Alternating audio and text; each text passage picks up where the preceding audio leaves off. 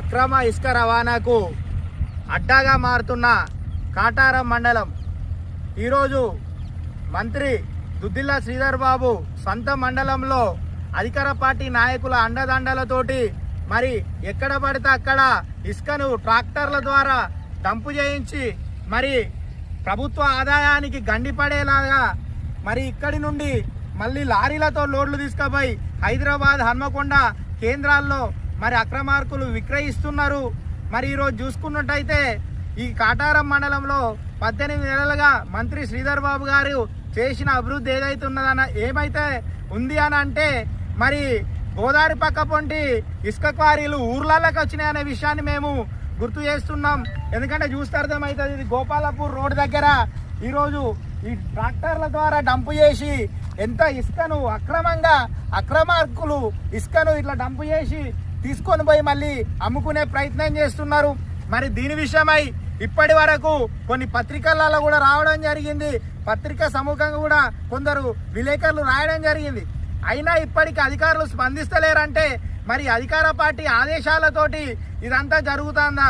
మరి మంత్రి శ్రీధర్ బాబు గారు చెప్తేనే అధికారులు కళ్ళు మూసుకొని పోయి చూస్తున్నారు అనే విషయాన్ని కూడా గుర్తు చేస్తున్నాం.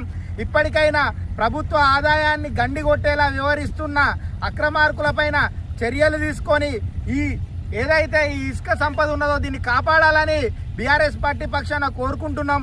ఎందుకంటే గతంలో చూసినట్టయితే దుద్దిల్ల శ్రీధర్ బాబు గారు ఎలక్షన్ల ముందు మాట్లాడుతూ ఈ నియోజకవర్గంలో ఉన్న మన తాతల తండ్రుల నాటి సంపదను దోసుకొని పోతున్నారు అని చెప్పేసి మాట్లాడిండు. డీడీలతో పోతున్న లారీల విషయంలో అట్లా మాట్లాడిన ఆయన ఈరోజు ప్రభుత్వ ఆదాయానికి గండిపడేలా వ్యవహరిస్తున్న వాళ్ళ సొంత నాయకుల అండదండలతోటి మరి ఇందులో శ్రీనుబాబు గారి అనుచరుల ప్రమేయం కూడా ఉన్నదన్న విషయాన్ని మాకు అర్థమవుతుంది. ఎందుకంటే ఇప్పటి వరకు సంబంధిత అధికారులైన ఎంఆర్ఓ గారు కానీ పోలీస్ శాఖ వారు కానీ మరి ఇప్పటి వరకు ఇలాంటి చర్యలు తీసుకోవడం లేదు, ఎలాంటి చర్యలు లేవు.